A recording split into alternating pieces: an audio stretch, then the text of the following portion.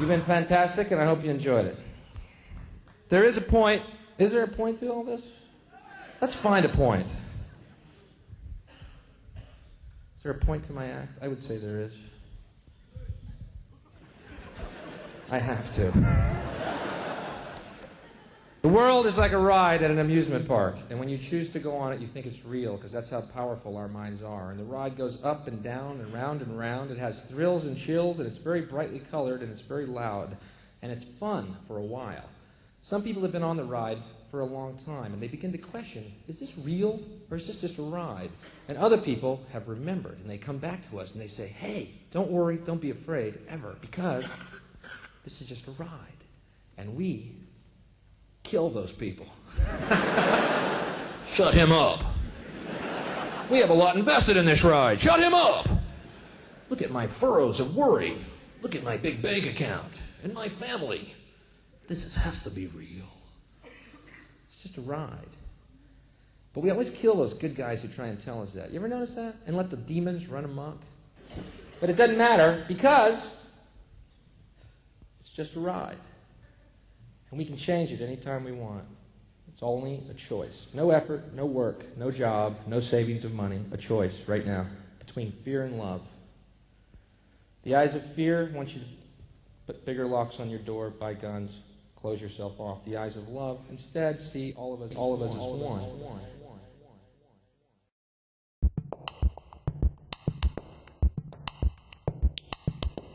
You are a divine being. You matter. You count. Yeah. So scientists, they're publishing this in the journals. There's some great texts. Many of your guests have talked about this field. Scientists are looking at this and they're saying, okay, well, you know, this field is out there. What do we do with it? This triple sanctuary is home to the pineal gland, or third eye. The enigmatic cobra rising from the third eye of the pharaoh is so prevalent that it is almost synonymous with Egyptian art. What did it mean? The central aspect of the pharaohs was that they were humankind perfected and elevated to a divine plane. The cobra over the pineal gland area served as the perfect insignia for their status, but also connects to a concept found in countless cultures. It echoes and amplifies the similar concepts at the heart of Hindu and Asian sacred teachings. The transformation into a higher spiritual manifestation is symbolized by the Hindus as a Kundalini snake. It represents life energy, redirected and refined for the creation of a higher spiritual presence. Similarly, throughout tantric, alchemical, and modern magical disciplines, it is an indicator of the universal pursuit of higher consciousness. A curious note concerning the Uraeus serpent, the cobra that appears over the forehead of the pharaoh's headpiece and such, while obviously a symbol of the activation of the Ajna chakra, the third eye chakra, in the psychic system of mankind. It also points to a secret form of worship, open only to initiates.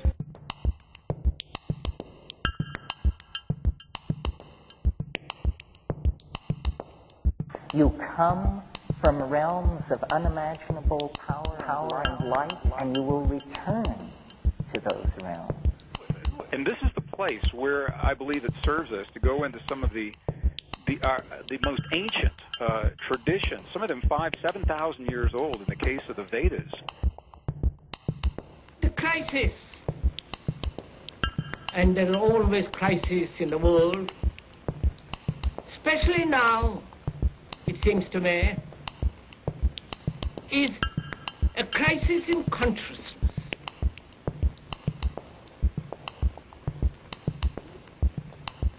A crisis that cannot anymore accept the old norms, the old patterns, the ancient traditions, a particular way of life, whether it is the American way or the European way or the Asiatic way. When the etheric body gets sufficient cosmic energy, by more and more meditation, our third eye gets perfect.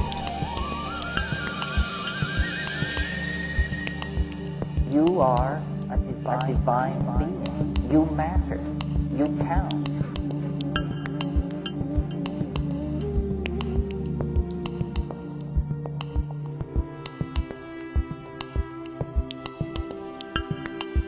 Here we perceive crystal clear visions of this plane and other planes. In third eye perfection, we see many things clearer than the physical visions.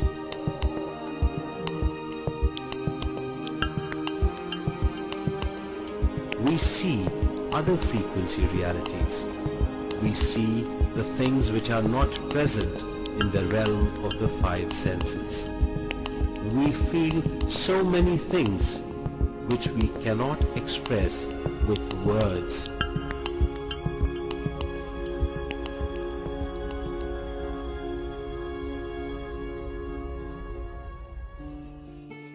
We hear inner voices, sounds, or sounds of instruments from other frequencies.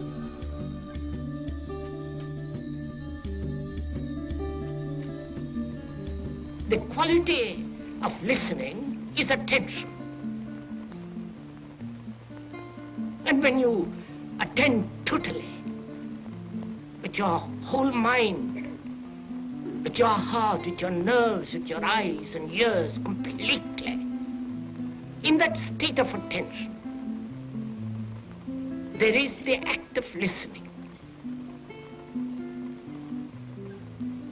And that act of listening puts away anything that is not true.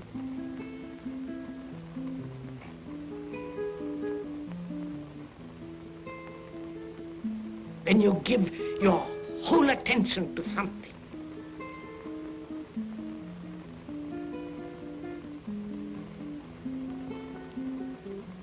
that is when you are completely listening. Western science has just arrived within the last years of the 20th and now the early 21st century at an understanding that we have proven under laboratory conditions in the language of science that has been the place where ancient and indigenous traditions have always begun. So Western science is only now comfortable embracing the fact, and it is a fact now, that there is an intelligent field of energy that bathes all of creation, permeates everything in our world and beyond as far as we know, and with implications we're only beginning to understand. Look, sir, if I say there is no God, I've blocked myself, haven't I? Or if I say there is God, I've blocked myself. But if I say I really don't know, let's find out, then I have the energy to go into it. Right? Now, so don't let's say yes or no. Don't let's take sides about it. Max Planck, in 1944, in just a stroke of brilliance, identified this field as the matrix. And what he said, in 1944, he said that all matter, the stuff our world is made of, he said it originates and exists only by virtue of a force. And he said we must assume behind this force the existence of what he called at that time a conscious and intelligent mind. And then he said this mind is the matrix.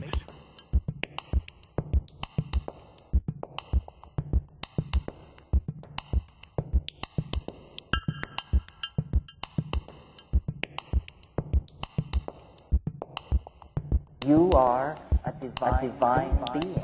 You matter. You count. It's only a choice. No effort, no work, no job, no savings of money. A choice right now between fear and love. The eyes of fear want you to put bigger locks on your door, buy guns, close yourself off. The eyes of love instead see all of us as one.